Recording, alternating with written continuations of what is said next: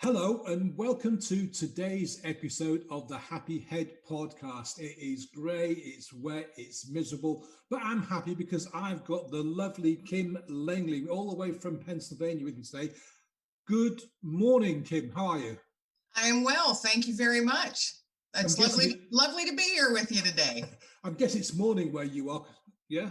Yes, it is. Yes. Yeah, mid-afternoon here. But anyway, so Kim, what's your story? What are you up to? What's going on in your life? Let's go. Oh my goodness. Well, that's a great question. I know. I know. And you could just fill it with so much. Absolutely. Well, we are in the middle of an ice storm today here in Northwest Pennsylvania. So that's always exciting. Wondering if your electric's going to stay on or not. But outside of that, I am an author and freelance writer and a podcast host myself. So what I'm working on now and what have been working on the last several months, I work on collaborative book projects. I coordinate them with different women from around the world. And our first book was just released. So that's exciting. We're now into collaborating and gathering everything for the second volume of the 3-book series. And what it is, I guess my mission for all of it, whether it's the podcast or the books or any other things that I might write, articles and things like that, is I call them toss nuggets of kindness, because this world, people have turned really crappy lately. And it's noticeable when you go out. I know we're not under as strict restrictions as you folks are over there, but when I go to the store or go out, everybody has their mask and everything on. No one looks at you anymore, or they veer quickly away from you, and you don't get that smile in the eyes, because that's all you can see anymore. So it's been disturbing to me, because I'm one who smiles and talks to people. I make friends wherever I go. I'll talk to anybody. I don't care. So what I have been doing actually lately, I have gotten myself a bunch of little cards. They're business card size, and they have all these sayings on, like, smile or be kind.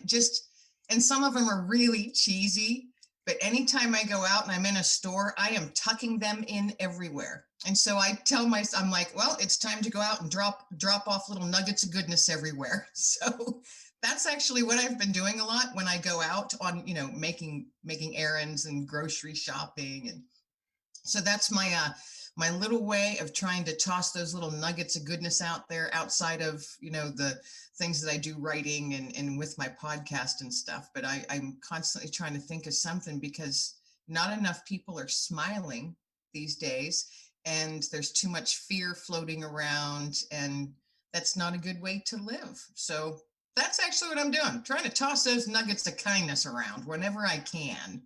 That's kind of like reverse shoplifting, isn't it? I'm just gonna drop this here, and I'm just gonna place that one there. Oh, and it's funny, because I do look around before I do it. You probably drive security cards crazy, because she hasn't actually taken anything. What's she looking at? She's not taking anything. What is going on? I've thought of that. I was in Walmart last weekend, and, they have cameras all over the ceiling, and I'm sitting there looking around, and I'm thinking, why am I even doing that? Everybody, they could see me. So I just started tossing them in the strangest of places. I'm putting them in packs of underwear. I'm putting them in packs of socks. I went to the automotive section. I'm tucking them in with, jugs of car oil. I'm putting them everywhere. The least expected places is where I'm putting them. Well, let's not go any further with that, shall we? But I understand what you're saying, because there's a huge, lots of people are out of work. There's lots of uncertainty. People that want to work can't, because their businesses aren't allowed to open. So it is understandable why there's a lot of unhappiness and sadness around. And I do understand it. I hate wearing the mask, because I wear glasses, yeah? And you put the mask on and you're doing all this, and the first thing that happens is my glasses steam up. I can't actually see where I'm walking. So, because I do wear contact lenses, but because I'm only going out to the store for like half an hour. It's just not worth me putting contact lenses in. So I keep the glasses on and then I can't see where I'm going. So it looks really, it's like a comedy movie. I'm standing there. I'm like, I can't take the mask off. So it's glasses off, trying to see where I'm going, glasses back on, walk a few steps, glasses off, see where I'm going. You know, it's like it's crazy. But It is.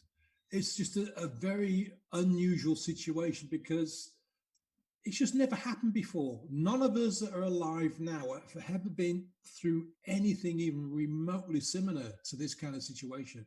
And Right. it's just, I think the novelty's worn off. It was a bit weird. It was a bit strange. It was a bit like, oh, I'm going to stay at home now instead of going to the office or whatever.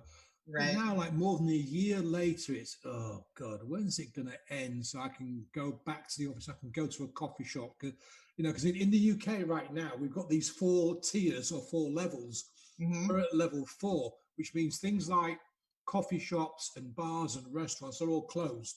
You can buy takeaway food, Right. go to the supermarket, but it's pretty much supermarkets the only things that are open.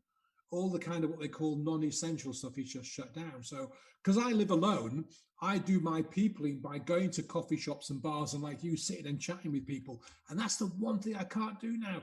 And it's Right. such a pain. Now I'm very lucky because I'm staying at home, I'm staying safe, I'm not in any danger or anything like that. But you get to the stage where you think, oh, come on, open the blooming stores. But I understand why they can't. And, you know, it's just one of those things that we got to, you know, what's the word I'm looking for? We've got to grin and bear it for the time being. Right. We just, yeah, have to adapt. Improvise and adapt Yeah, is absolutely. what we all have to do. Yeah. I have found though over, I mean, yes, it has been difficult. I mean, I myself, I was in the corporate world and lost my job and then was doing my writing and everything as a side gig for years.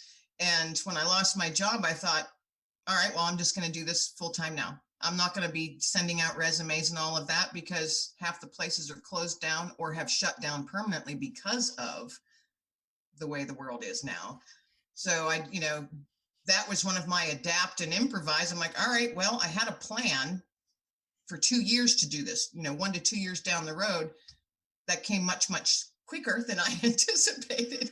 So I was like, well, okay, I guess I'll just start it now. But to me, it's been a good move. I feel better. I was kind of in a toxic environment where I worked at. Yeah. So I actually feel physically and mentally better because when you were driving to a job, dreading walking in the front door, that takes a physical and mental toll on you when you're doing it month after month after month, year after year. So I guess there are certain things in this craziness that's happened that have been blessings as well. And I've met some amazing people via this medium, online, just amazing people from around the world that I never would have had that opportunity had I still been in the 9 to 5 job every day. Yeah, I mean, this situation is a situation of extremes. You've got the Yes. really horrible situation where people have been hospitalized and their families haven't been able to go and visit them because of the regulations. And at the other extreme, you've got people that have created brand new careers and met people and done things that they would never have dreamed of 2 years ago, even. Right. Just, like yourself, you were working a corporate job, you had a kind of a side hustle going, and then the corporate job went, oh, look now, I'm an author full time. Wow. Yeah. Yeah. That's pretty much how it was. So and I had my visit from, I call it the Rona. I had my visit from Rona. I was pretty ill for a couple weeks, and then it lingered. It lingered for a solid 6 to 8. So throughout the entire holiday season, I was not well. And I didn't have to be hospitalized or anything like that, but I was solidly quarantined for quite some time. And mine was the first 6 to 8 days, I was really not well. It was awful. But after that, it was the fatigue that stayed. Like you were slogging through neck deep water. That's how you felt, your whole body felt. I'm literally just now starting to bounce back from that. Within the last 3 weeks, my energy levels are coming back up. But so, it's touched my life from almost every angle, you know, good and bad, you know, and I've seen friends and loved ones get horribly ill, and friends of mine that have lost their parents due to COVID. And it is awful. It's just awful. And I don't see it changing though anytime soon. Doesn't feel like it will anyway. Well, I mean, I'm not one of these people that can predict or wants to even try predicting things. So what happens, happens. But anyway, let's step away from that for a second. What got you into writing in the first place, Kim? I mean, was it something you've been doing since you were a child, or was it a hobby that developed into something more? I call myself an accidental writer. Uh, I'm a veteran of the U.S. Air Force, and I am a very big advocate for veterans in need in my area, and have been an advocate for probably 25 years now, helping those in need, especially those veterans with PTSD, or are homeless or are soon to be homeless. I've been helping veterans out for quite some time. So I do my volunteer time. That's what it is. That's where a big part of my heart lies. And I was at an event, a veteran event, very large one year, 2004. Wow, 2004. And our local newspaper approached me and said, "Hey, you're out here all the time helping these men and women and doing this and doing that. And we send packages every month to those deployed. Every single month for 21 years, we send packages to hundreds of men and women that are deployed." So they said, "Would you consider writing an article?" And I said, "Oh, sure." So I did. I just, I'm like, "Oh, I'll write it about what it means to the men and women to get those packages, and what it means to us as veterans to send them." And then they said, "We love this. Would you like to do it monthly?" And I said, "Sure." So since 2004, I've been doing that. And I didn't realize how long ago it was until just a short while ago. I'm going, "Oh my goodness, I've been doing that for a long time." But I was never trained in writing, never took any courses in writing. I write from the heart, and people seem to get that. The readers seem to get that, because I kind of have a following now with that article. I get messages and emails saying, if a month gets missed or something, I'm like, "Hey, we missed your article. Why didn't you put anything in last month?" So that's how it actually started. It was just, well, seemingly random, but obviously, to me, that's the way it was supposed to happen and progress. Um, why do you think veterans struggle so much once they come out of the military? Well, as being a veteran myself, and having spent countless hours with veterans, peacetime and combat related, being in the military is not even close to being a civilian. It's a completely different world. Completely different world. And it's hard to explain when you're all of a sudden home, and everyone's excited to have you home. They're all happy, and, "Oh, you're safe, you're home, and everything's going to be great." But the veteran coming home, you can't just flick everything off from your military life to all of a sudden you're a civilian, and this is how you're supposed to act, and this is how people think that you should be. Because depending upon where you're at and what you had to experience, you're bringing a lot home with you. And that could be physical ailments, it could be mental.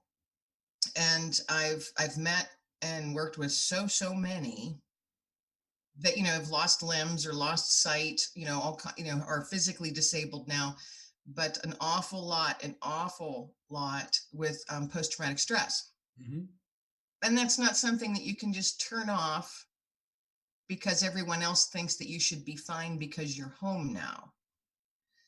There's a lot of weight. There's a lot of weight that you carry. And I myself live with PTSD, and it's hard to explain to someone a day in the life. It's I talk to a therapist, and I have no shame in saying that. No shame whatsoever. Because if you reach a point where you can't handle it, you've blocked it away. Say you've blocked it away for years and years, because that's what I did for 12 years. I locked it away because, hey, I'm strong. I'm a veteran. I can do anything.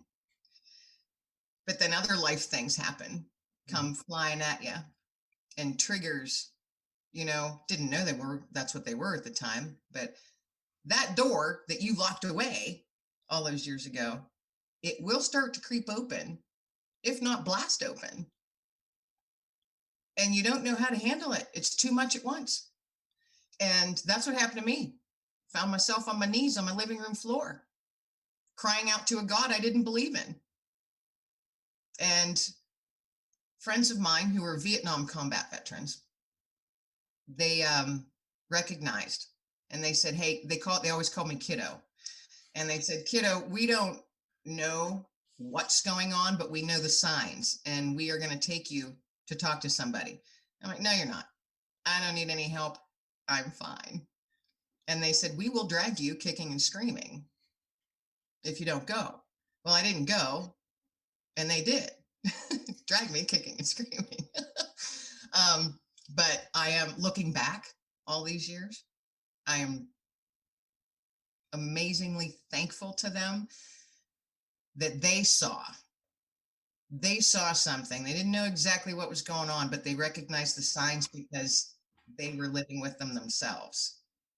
Those same things, those same demons, I guess. That's what I call them. Those little demons, they come and, creep in your days every once in a while until you learn to battle them back or lock them out in a healthy, safe way. I was not one who ever turned to drink or drugs or anything like that. And I'm so thankful I was never inclined to do that.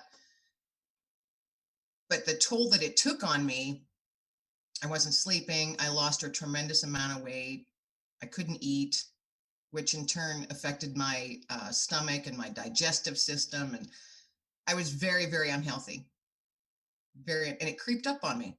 It was almost a surprise, though it shouldn't have been, but it was, because I was very, very busy fighting off dark, and not being able to see even a pinprick of light. But eventually, you get your toolbox and you begin to be able to fill that with all those tools that you can use to keep things away, or know how to, or sometimes you're just like, all right, come on, I'm going to face this right now. I'm dealing with you. And then you're gone.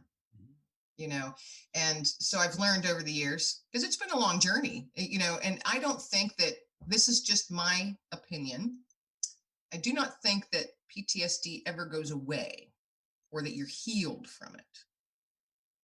You learn to live with it in a very healthy way, because you can't erase history.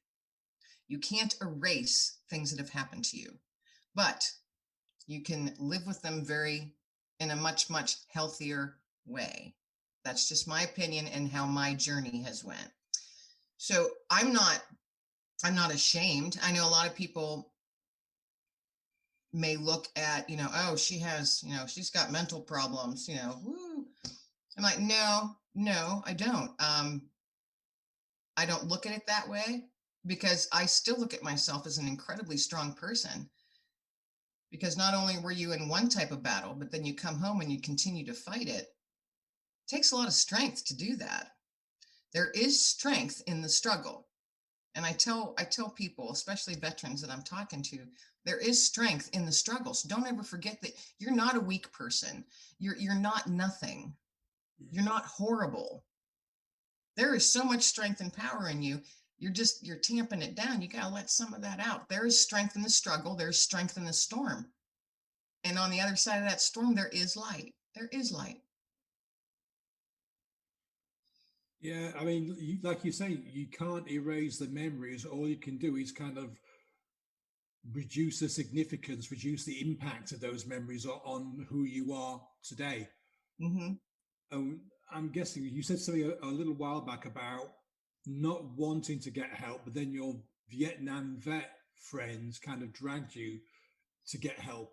and maybe this is why a lot of people still struggle, is that they don't seek the help, and they don't necessarily have a support group of people that will drag them kicking and screaming to get help, which is why so many kind of fall by the wayside, I guess. Yeah, I think that's true. There's a lot of pride involved, but also, and I've talked to, oh my goodness, hundreds and hundreds over the years. The one, well, pride's one of them, but the other thing that is so firmly up front is when you're so sunk in that feeling, you feel like you are completely and utterly alone, Mm. that there is no one out there who's going to get it. And that is, your mind doesn't change. You're stuck in there unless something happens. And whether it's drastic or like, my friends, thank goodness for them noticing. So that's, it's really very, very difficult for veterans, male and female, I have noticed, to come forward and say, I need help. It's for whatever reason they have, for their personal reasons, it's incredibly difficult. I mean, I helped a gentleman who was living in his van. He was 70 years old, living in his van with his little dog. And we found out about it. We're like, no, no, no, this is not happening on our watch. Not happening on our watch. He didn't want to ask anybody for help, pardon me, even for his living situation. He had PTSD, pretty severe form of it that had not been treated. He hadn't been getting treated for it for years and years. He's a Vietnam vet, so he was also dealing with some Agent Orange issues that were causing tremendous health issues. So he had heart issues, all kinds of things. We're going, we're getting you out of this van. So we were able to get him into a motel for several weeks until we could get him set up in an apartment, and we got furniture and food and all kinds of stuff donated. We got him into the VA system so he could get his health care. And he thanked us over and over again, because I'm myself and a good friend of mine, we co-founded a nonprofit to help veterans.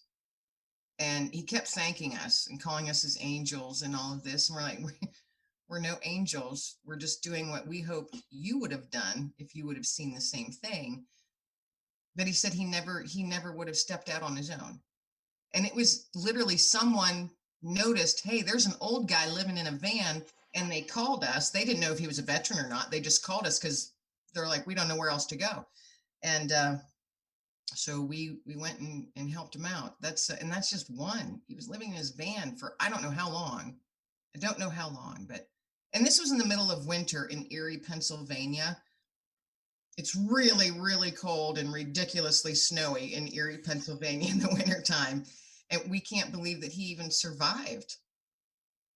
So there's different levels and different extremes for everybody. It's a different story for everybody. And for him, he'd been carrying his stuff around for over 40 years. 40 years. I mean, that's a long time to go without kind of any support and any help. Yes, it is.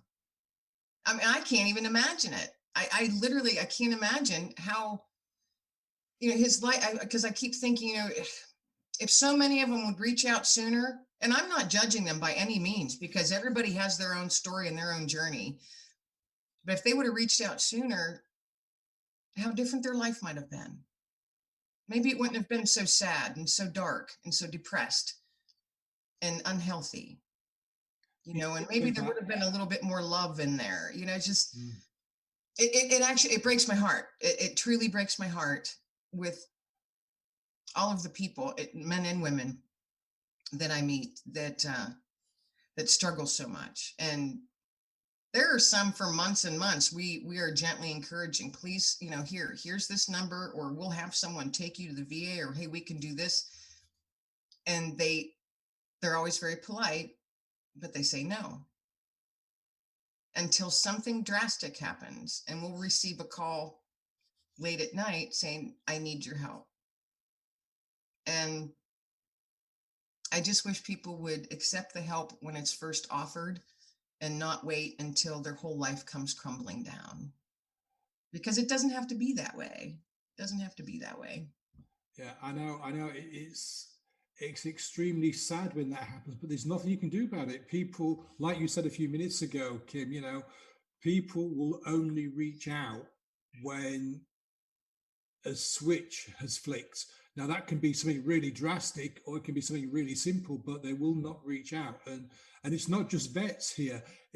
Right. People with all kinds of different situations, different challenges, and it takes something to kick it off. Then they reach out, and like you say, some people will go pretty much throughout an entire lifetime without reaching out for help. Because that switch hasn't flicked, and that is just so sad. It's just a sad story, and you see it all the time. You see it all the time in some of the outrages that have happened when people just go. I don't like to use the phrase, but I can't think of another one. They just go crazy and they do something really horrible, and that is in itself them reaching out in the only way they know. And other people take their own lives. It's just so tragic that people. That we as human beings are unable to reach out for help before the switch is flicked. Right. And that's just one of those things. It's like, it's just, what can you do? All you can do is just be there and let people know that you are there, so that on the day they do decide to reach out, they know where to go. You can't do any more than that, I don't think. Right. No. And it's very difficult sometimes to just continue to be gently encouraging, because sometimes you want to just, you want to say, would you please go? But you don't. But if there is someone who we know is going to be a physical danger to themselves, we will call in other people to deal with that. If we know, because we've had calls. And we're not counselors. We're not equipped to deal with someone calling saying, I don't want to live anymore. Mm-hmm. And we can talk to them, but we're not trained for that. We go out there with our whole hearts helping where we can. But if there is someone that we will have someone or ourselves immediately, we're calling the people that need to be told so they can get to that person. That's happened a few times, and it's been very, very scary, very scary. And thankfully, we were able to get help to them, except for once. And it was a mother who called me, desperate for help. Her son's living out in the woods because he didn't want to be around people. He had literally went around the bend a little bit, more than a little bit.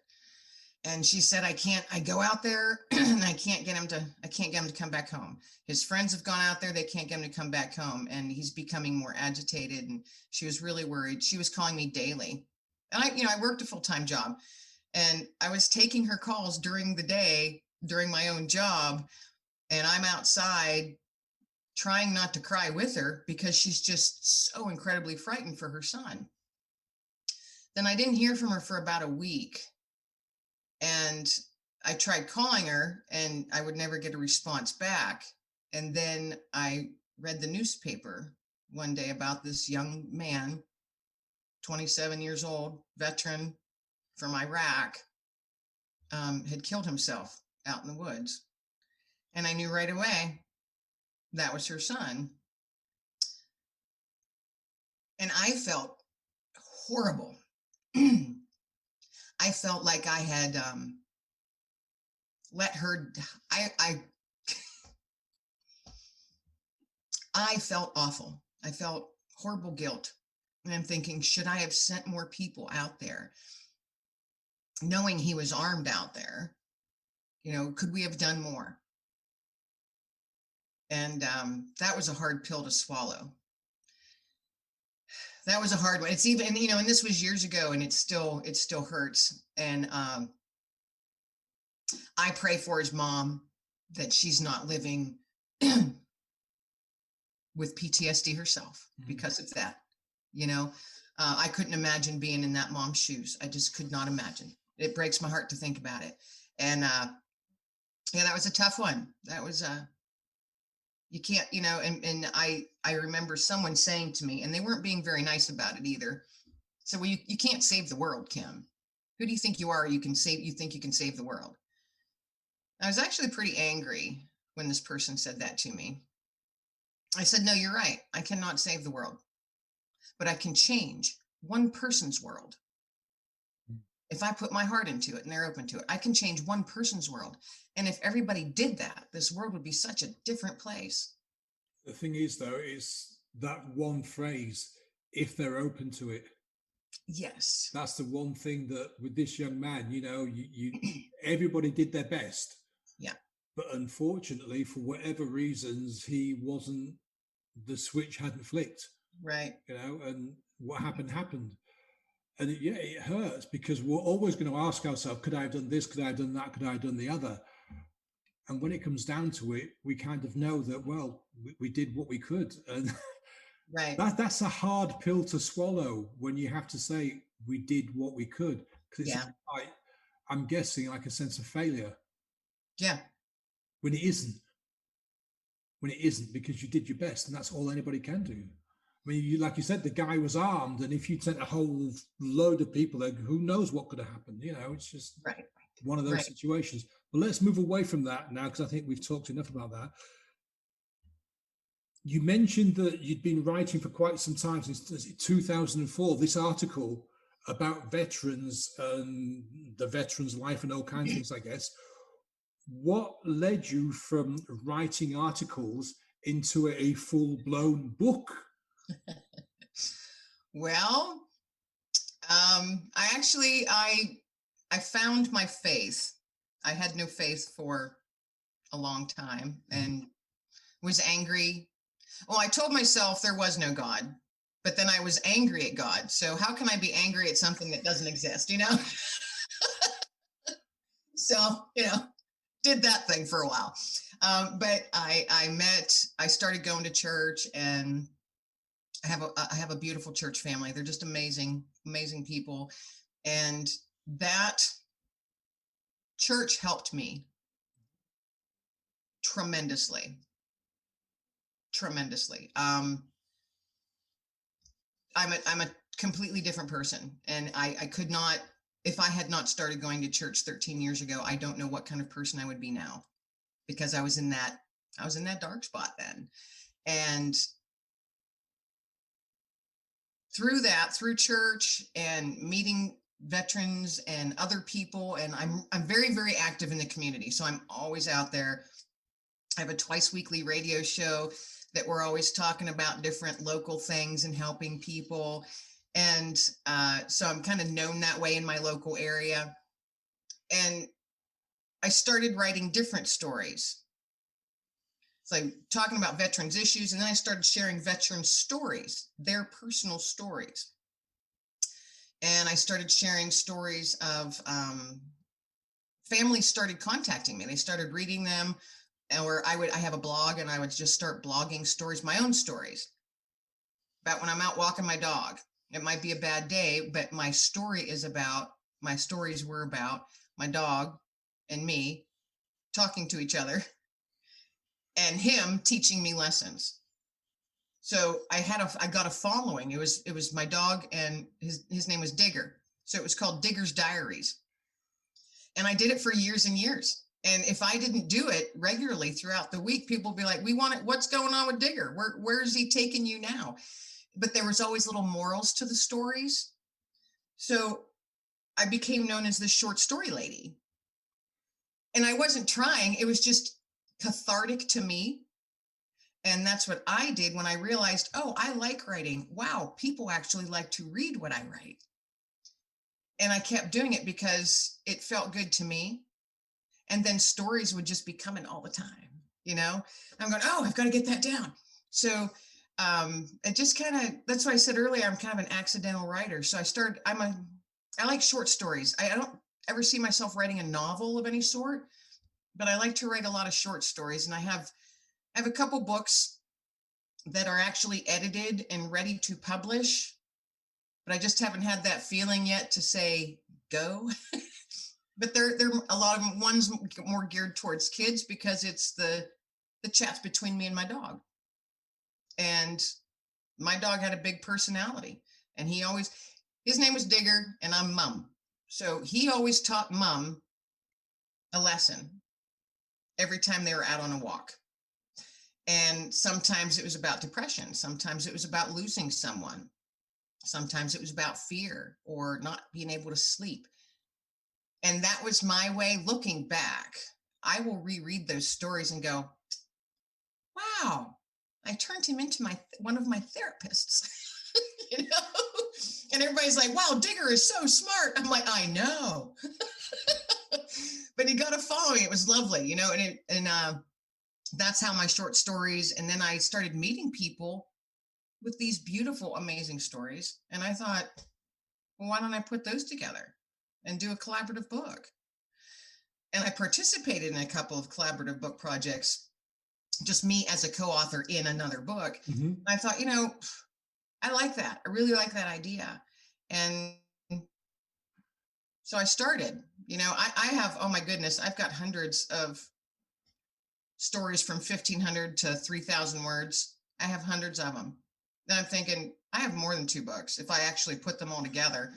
But I would absolutely love to do a children's book about a dog and his mom, you know, teaching these little lessons. I'd love to do that. And I have the bulk of it written already. But it just hasn't morphed yet. You know, I go with what my heart's telling me to do. And my heart has told me it's just not time to put that out yet. So, but that's how it kind of, a weird little path, but that's my path. That's my journey to it. So now and I love it. And it's still cathartic all these years later. It is still cathartic for me. And I'm going to keep on doing it as long as I can. So, and people always have a story to share. There's always someone out there that has a story to share that can help someone else. So do you have a book on the go at the moment? Are you working on something? You're about to publish something at the moment? I have one was just released right before Christmas. And the books, it's a 3-book series. They're called When Grace Found Me. And they're collaborative book projects, 20 women from around the world sharing their story of when Grace found them. So the first one was just released and it's available on Amazon. The second one, we are literally now working on. Their stories are coming into me and I'm starting to read them. And some of them are tough. Some of them are tough reads. You're just like, oh, you know, your heart. But that's going to be a 3-book series. It started, I asked a couple people, and then within a week, I had 20 women for the first book, and people kept asking. Wow. I went, okay, well, I guess I'll do 2 books then. And I kept getting emails and private messages, and hey, a friend of mine told me to reach out to you because you know, and this is from people from around the world. And I went, well, okay, I guess I'm going to do this. I'm going to make 3 books. I guess within 2 weeks, I had enough women in place that had shown interest to do 3 books. I was just going to do 1. And I thought, well, no, we'll do 3 because obviously these ladies have it in their hearts that they want to share something. And the whole premise of it is to make sure, you know, share your story. And if it's going to be in a book, then I leave it up. I leave it up to the big guy to make sure that book lands in the hands that it's supposed to. And that person is going to read the story that resonates most with them. And that could very well change their day and maybe their life, knowing that they're not alone. So that's my other way of tossing nuggets of goodness out there. Okay. If you could go back in time and change anything about you, Kim, it's a 2-part question, would you? And if the answer's yes or no, why? You know, I'd have to say no. I would not wish on anybody what I went through for the reason that I have PTSD. Mm-hmm. I would not wish that on anyone. But if I look back over this journey of 30 years and the path that I was put on, I wouldn't be doing, I don't believe that I would be doing what I'm doing now, that I would have the heart for others that hurt that I do now. I firmly believe that I would not have that. I might to an extent, but not my whole heart like it is now. Yeah. So I don't know. I wouldn't change anything. You've got to take the knocks that life throws at you. You've got to take them. And it's all on how you deal with them, on how you get along in life.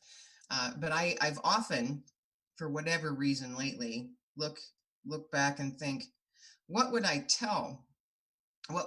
turn and say to my 18-year-old self? This 18-year-old, 19-year-old girl, really, to me, that's still a kiddo. What would I say to her, knowing that she had just went through something god awful, and she didn't know what her life was going to be like, and she was in an awful, awful spot.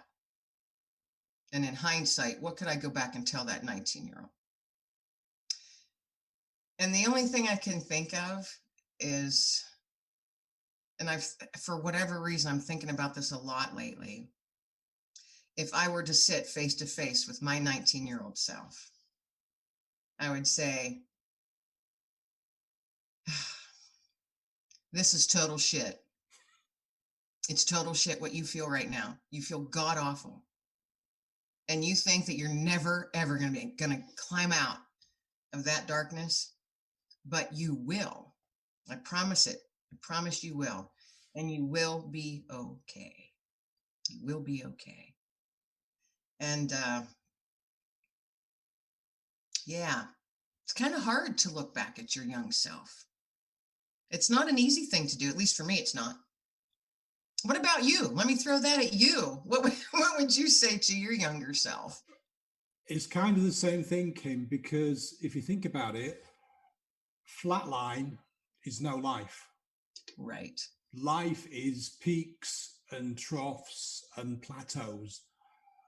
And yeah, okay, I've screwed up, I've made mistakes, I've done things that, you might think, well, if you go back in time and undo them, but no, I wouldn't be the person I am now. Right. I'd made those mistakes because I wouldn't have learned from them, because I wouldn't have made them. So no, I wouldn't change anything. Even the bad stuff that's happened to me, I wouldn't change it, because I've learned from those situations and those scenarios, and it's taken time, but I'm a better person for them. So yeah, like you, I wouldn't change one thing, not really. Yeah. Life is bumpy at times. Oh yeah. Yeah, it's like a mountain range life, like the Swiss Alps, lots of valleys and lots of lovely plateaus, and then a ginormous peak that comes at you, and then the other side it's way down. But right. Yeah, right. absolutely. And you're going, I don't want to be on this ride. Yeah, that's why I hate roller coasters so much. I don't like them either. No. Give me life every day, not a roller coaster. Yeah, that's right. So Kim, before we finish, where can people reach out to you? Do you have you mentioned the blog. Is that still going? Can we reach out to you there? Yeah, they can find me. It's literally KimLenglingAuthor.com. That's my website. And I'm on Facebook, and that page is called She Writes Words. She Writes Words. That's nice. That's nice. Easy to remember. Yeah, it's just really simple. She Writes Words. Listen, Kim, thank you so much for your time. I've really enjoyed this conversation. It's been sobering, but I'm glad we did it. It's been brilliant. Thank you. Thank you very much for your time and letting me ramble on. My pleasure. See you soon. Take care. Bye now. Bye-bye.